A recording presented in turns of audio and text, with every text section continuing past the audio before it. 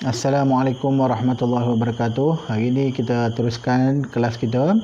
Tetapi kita tak sambung bab 2, tapi kita balik semula. Kita tengok semula 1.3. Okey, kalau awak ada buku test, okey, boleh tengok muka surat 8. 1.3 itu mengenai keunggulan sistem pentadbiran dan undang-undang kerajaan Melayu Melaka. Okey, kenapa kita dalam sejarah, kalau kita tengok, kita banyak membicarakan mengenai kerajaan Melaka, cerita sikit Melaka. Kenapa negeri lain kita macam buat-buat tak tahu? Okey, ini kerana Melaka itu sendiri sebenarnya merupakan negeri ataupun negara yang paling luas yang pernah wujud di semenanjung Tanah Melayu. Okey, ataupun dalam arti kata yang lain, Melaka adalah pusat kerajaan yang berada di semenanjung Tanah Melayu yang paling besar. Okey, tak ada kerajaan yang berpusat di Tanah Melayu yang lebih besar daripada kerajaan Melaka. Okey, kalau kita tengok kerajaan Funan, kerajaan Melayu Funan, kerajaan yang besar, tetapi bukan di Melaka pusat dia. Pusat dia ialah di Kemboja. Okey, kemudian kita tengok kerajaan Sriwijaya, kerajaan yang besar. Kerajaan Melayu yang besar sehingga boleh menjajah sehingga ke Kemboja juga. Wilayah dia bukan setakat semenanjung Tanah Melayu, bukan setakat Palembang dan sebagainya, tapi sampai ke Kemboja. Tetapi pusat pemerintahan dia ialah di Palembang, Indonesia. Okey. Kerajaan Kedah walaupun kerajaan yang lama, kerajaan yang tua, tapi kerajaan Kedah ni adalah kerajaan yang orang kata tak besar, kecil. Dan satu lagi, kita tak ada catatan yang banyak mengenai kerajaan Kedah. Jadi sebab itulah kita banyak membicarakan mengenai kerajaan Melaka. Kerana kerajaan ini merupakan kerajaan yang paling besar yang berpusat di semenanjung Tanah Melayu ataupun di semenanjung Malaysia. Okey, lebih tepat pusatnya adalah di Melaka lah. Sebab tu kita panggil kerajaan Melayu Melaka. Okey, kita tengok sistem pentadbiran di Melaka. Okey, muka surat 8. Okey, sistem pentadbiran Melaka. Melaka mengamalkan sistem pentadbiran pembesar 4 lipatan. Okey, kenapa kita panggil 4 lipatan? Kerana dia berlipat 4. Okey, lipat dia ada 4. Sebab tu kita panggil 4 lipatan. Okey, saya lukis sikit . Sebab awak kalau cakap susah, jadi lukis senang sikit. Okey. Okey, dia ada lipat 4. Okey, lipat pertama pembesar berempat. Dia panggil pembesar berempat. Okey, pembesar berempat ni adalah pembesar utama dalam kerajaan Melaka lah. Ada 4 orang. Okey, itu Bendahara, Temenggung, Laksamana dan juga Penghulu Bendahari. Okey, lipat yang kedua ada 8 orang. Okey, 8 orang pembesar. Okey. Kemudian lipat yang ketiga dia ada 16 orang pembesar. Dia gitu. 16 pembesar. Dan lipat yang terakhir sekali, lipat yang keempat, dia ada 32 orang pembesar. Okey, sebab tu dia panggil sistem pentadbiran pembesar 4 lipatan kerana ada 4 kali lipat. Okey, lipat yang pertama 4 orang pembesar utama tu, Bendahara, Temenggung, Penghulu Bendahari dan Laksamana.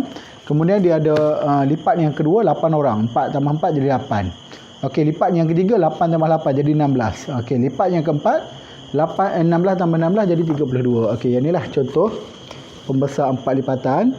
Okey, pertama adalah lipat yang pertama ada 4 orang pembesar. Lipat yang kedua ada 8 pembesar, lipat ketiga ada 16 dan lipat yang keempat ada 32 orang pembesar. Okey, dan pembesar ni yang paling berkuasa yang paling atas lah. Yang paling atas adalah yang paling berkuasa, yang paling rendah adalah yang paling kecil lah. Okey, yang paling tidak berkuasa, yang paling semakin rendah semakin tidak berkuasa. Okey,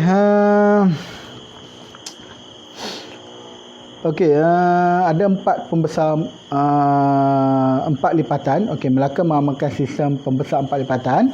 Dan satu lagi, Melaka ni dia mengamalkan sistem kawasan pegangan. Okey, kawasan pegangan ni sebagaimana saya jelaskan sebelum ni, ialah seseorang pembesar pegang sesuatu tempat tersebut. Contohnya, Bendahara Melaka memegang kawasan Bentan, Pulau Bentan. Jadi tugas bendahara selain tugas-tugas hakiki dia, Tugas bendahara juga adalah menjaga kawasan dia, iaitu kawasan Bentan. Okey, macam saya sebutkan sebelum ni, kita ambil konsep dalam satu sekolah sendiri. Okey, contohnya pengetua kita anggap sebagai sultan. Okey, kemudian ada Ustaz Samjan, kena jaga SPBT. Pembesar Ustaz Samjan, kena jaga SPBT. Ada pembesar Cikgu Faizal, kena jaga kantin. Okey, ada pembesar saya sendiri, kena jaga asrama ke. Contoh gitulah. Maksud dia, ada setiap pembesar tu ada kawasan yang dia kena pegang ataupun dia kena jaga, dia kena urus. Gitu. Itu yang dimaksudkan dengan kawasan pegangan. Okey, dan sistem kita ni, sistem Melaka ni, dia adalah sistem yang berhierarki ataupun mempunyai susun sosial yang mantap lah, berhierarki. Okey, dan sultan mempunyai kuasa yang penuh dan dia adalah mengetuai pentadbiran. Okey, sultan ni akan mengetuai pentadbiran, peperangan, diplomatik dan juga agama lah. Okey, walaupun begitu, sebenarnya dekat Melaka tak ada sultan yang pergi berperang. Okey, tapi walaupun begitu, dia adalah ketua peperangan yang mana dia akan mengarahkan. Contohnya, suatu hari Sultan Melaka ni dia nak Pahang. Okey, dia bermimpi Pahang ni ada sebuah negeri indah dan sebagainya. Jadi dia nak Pahang, jadi dia mengarahkan supaya bendahara pergi menyerang Pahang. Okey, kemudian berlaku krisis rampasan kuasa dekat Pasai, di mana Sultan Zainal Abidin telah digulingkan. Jadi Sultan telah mengarahkan bendahara supaya memimpin angkatan perang Melaka untuk pergi menyerang Pasai. Gitulah maksud dia. Sultan sebagai ketua yang boleh mengarahkan. Maksud dia ada kuasa penuh. Tapi ketua turus angkatan tentera adalah dipegang oleh bendahara. Maksud dia bendahara yang memimpin tentera dengan arahan sultan. Gitu. Okey, hubungan diplomatik dengan negara lain, contohnya dengan negara China dan sebagainya. Ada juga sultan sendiri yang pergi ke negara-negara luar lah untuk menjalankan hubungan diplomatik. Antaranya adalah Parameswara sendiri, dia pergi ke China pada tahun 1411. Dia pergi ke China selama, kalau tak silap saya, lebih kurang 2 bulan. Okey, kemudian dia balik ke sini. Okey, sebab tu kita tahu nama dia Parameswara. Okey, sebab dalam catatan Cina dia sebut sebagai Bali Miswara, gitulah. Okey, kemudian Melaka ni ada 4 pembesar, iaitu bendahara, temenggung, laksmana dan juga penghulu bendahari. Yang ni adalah pembesar berempat. Dia berada dalam lipatan yang pertama tadi. Okey, selain itu yang membantu mereka ni. Okey, pembesar berempat tu, bawah pembesar berempat dia ada pembantu dia. Okey, antaranya adalah Syah Bandar. Syah Bandar ni adalah orang yang kutip cukai dekat pelabuhan. Dia ada 4 orang Syah Bandar yang kerja dia kutip cukai di pelabuhan. Okey, dan Syah Bandar ni berada di bawah penghulu bendahari. Kemudian dia ada bentara. Bentara ni yang menguruskan kawasan istana lah. Dekat istana dia ada bentara, dia urus keselamatan dan sebagainya. Kemudian orang kaya. Okey, orang kaya ni orang-orang besar dia. Hulu Balang. Hulu Balang ni adalah panglima. Okey, panglima tentera. Dulu dia panggil Hulu Balang. Sekarang ni kita panggil panglima lah. Okey, dan juga penghulu. Penghulu ni yang bertugas dekat kampung ataupun daerah tu, yang kerjanya menjaga keamanan, kutip cukai dan sebagainya. Okey, kemudian kita tengok sikit lagi. Okey, Melaka ni sistem pentadbiran dia pecah dua. Pertama, pentadbiran berpusat. Yang kedua, pentadbiran di peringkat jajahan ataupun peringkat daerah dan sebagainya lah. Maksud dia ada peringkat pusat dan dia ada peringkat daerah, ataupun dia panggil sebagai jajahan. Okey, contohnya pembesar berempat.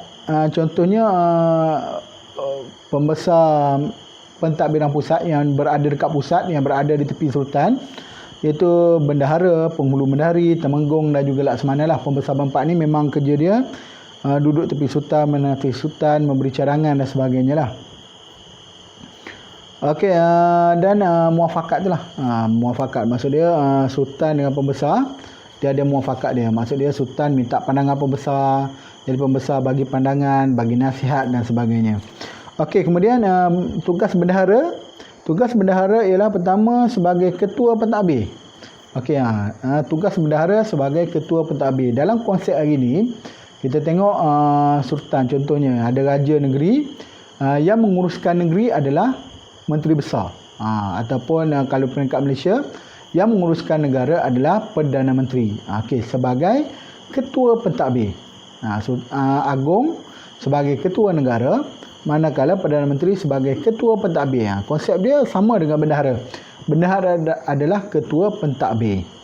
Okey, kemudian tugas bendahara seterusnya ialah sebagai ketua turus angkatan tentera. Okey, maksud dia kalau ada berlaku perang, biasanya yang akan mengetuai perang adalah bendahara lah, kebiasaannya, tapi tak semestinya. Kebiasaannya adalah bendahara, dan bendahara ni sangat dihormatilah dalam kalangan angkatan tentera Melaka.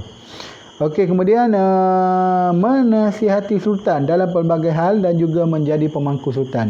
Okey, kemudian bendahara adalah menasihati sultan dan juga menjadi pemangku sultan kalau sultan tu masih kecil. Okey, sebagaimana saya cerita sebelum ni, kalau sultan tu masih kecil, maka bendahara akan memangku sultan dan akan membuat keputusan lah bagi sultan tersebut. Kalau sultan masih kecil lah. Okey, kemudian penghulu bendahari. Okey, selain bendahara, yang paling penting adalah penghulu bendahari. Sebab penghulu bendahari ni adalah mereka yang bertanggungjawab menguruskan keuangan negeri Melaka, negara Melaka. Bukan negeri sepatutnya, negara Melaka.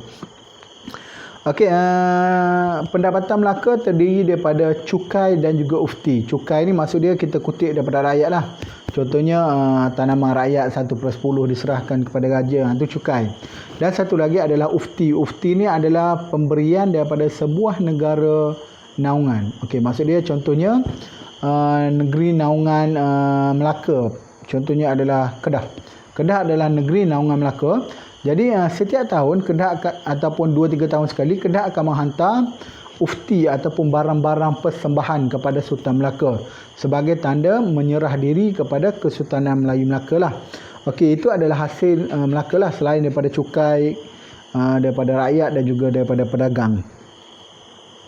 Okey, kemudian di bawah penghulu bendahari itu ada syahbandar yang bertanggungjawab mengutip cukai di pelabuhan. Ada 4 orang syahbandar, yang mana setiap syahbandar itu menguruskan pedagang-pedagang daripada negara tertentu. Ada yang menguruskan daripada Asia Timur, ada yang menguruskan daripada Asia Selatan, ada yang menguruskan daripada Nusantara dan sebagainya lah. Okey, kemudian pembesar lain. Okey, pembesar pun selain daripada tugas-tugas tertentu, pembesar ni juga kena kutip cukai di kawasan pegangan dia. Okey, di kawasan pegangan dia kena kutip cukai dan serahkan kepada sultan lah. Okey, dan cukai ni sebenarnya digunakan pertama adalah untuk membeli senjata.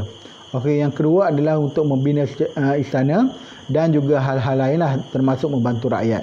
Okey, kalau kita tengok Melaka itu sendiri, walaupun Melaka tewas kepada Portugis dalam serangan kedua Portugis pada tahun 1511, kalau kita tengok Melaka sebenarnya mempunyai lebih 8,000 buah meriam.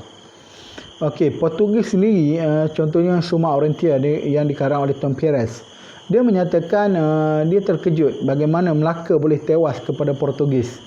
Okey, sebabnya Melaka ada 8,000 senjata dan Portugis masa serangan tersebut telah merampas lebih kurang 5,000 meriam. 5,000 meriam daripada Melaka. 5,000 bukan sikit, sangat banyak. Tentera Portugis yang menyerang lebih kurang 2,000 orang. Kurang lebih 2,000 orang. Meriam saja yang Melaka miliki 8,000. Tetapi masalahnya adalah walaupun meriam Melaka ni banyak, tapi tak ramai yang mampu mengendalikan meriam lah. Yang tu antara punca mengapa Melaka tewas lah. Okey, yang tu adalah tugas penghulu bendahari. Awak ingat bendahari je lah. Bendahari kan tugas dia keuangan, jadi ingat bendahari je. Dan nama bendahari itu sendiri sebenarnya daripada sinilah, penghulu bendahari. Kita ambil bendahari jadi kutip duit dalam kelas.